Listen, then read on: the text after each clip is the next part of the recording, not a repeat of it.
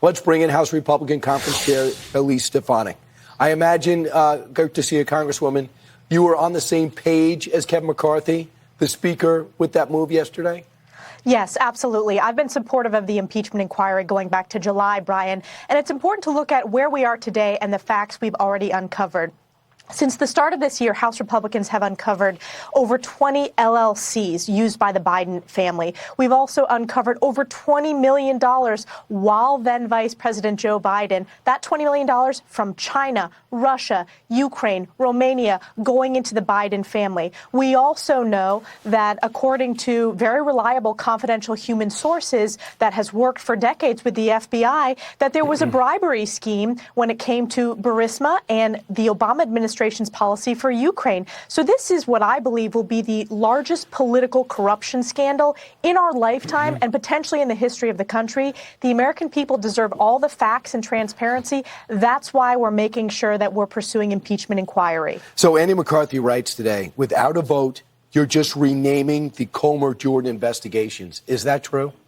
Well, the impeachment inquiry is an important step in the sense that it ensures that Congress is at the apex of our power when it comes to deposition, subpoena. We know that the Biden administration and the Department of Justice are going to fight this tooth and nail because they don't want the truth and the facts to come out to the American people. But the impeachment inquiry gives us the most power constitutionally in court. And I think that's very important. And regardless if you're Republican, Democrat, or Independent, the transparency is key here. The American people deserve to know the bribery scheme and the illegal acts and the corruption at the highest level of our government. Well, it's going to be interesting to see where this goes from here. Do you believe if it went to a vote, there are too many not on the same page, and with only 5 or 6 seats, you probably wouldn't pass this?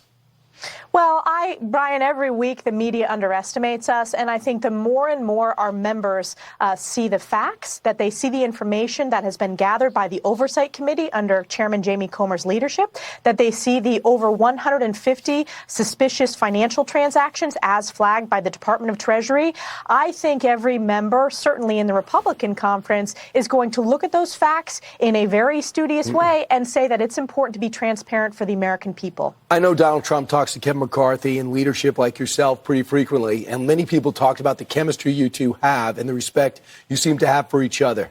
Would you expect Donald Trump to, at the very minimum, interview you, should he hold on to the lead he has and get the nomination as a possible running mate? Well, that's really kind of you to ask, Brian. I'm focused on doing my job, serving the people of New York's 21st Congressional District. I'm going to work very hard to make sure that we save this country, and that means electing President Trump in 2024. I'd be honored to serve in a Trump administration, but we have so much work ahead of us in the next year and a half, and I will do everything and campaign with the president, and I think any Republican would be honored to serve with him in the next administration. All right, that's a very interesting answer. Lastly, in New York, which is a national issue, the governor is looking to find a provision that allows our 65,000 minimum illegal immigrants living amongst us who really don't belong here a right to work. Would you be in support of that, or would that be an additional magnet for everybody to come to New York?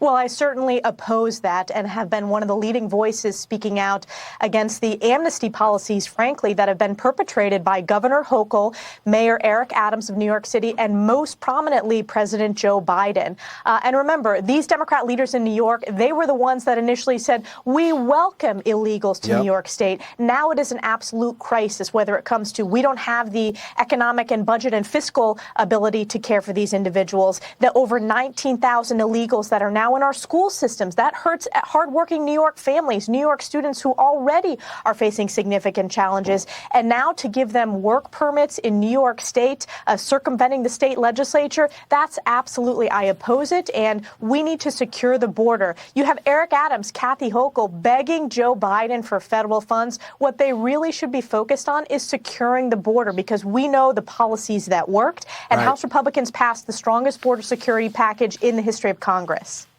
They should be getting rid of the sanctuary city status, and they should be getting rid of the right to shelter status. And those two things have to go right away. And I'm wondering if we're getting close to that point, and Democrats will finally admit it. Elise Stefanik, Congresswoman, thanks so much. Thanks, Brian.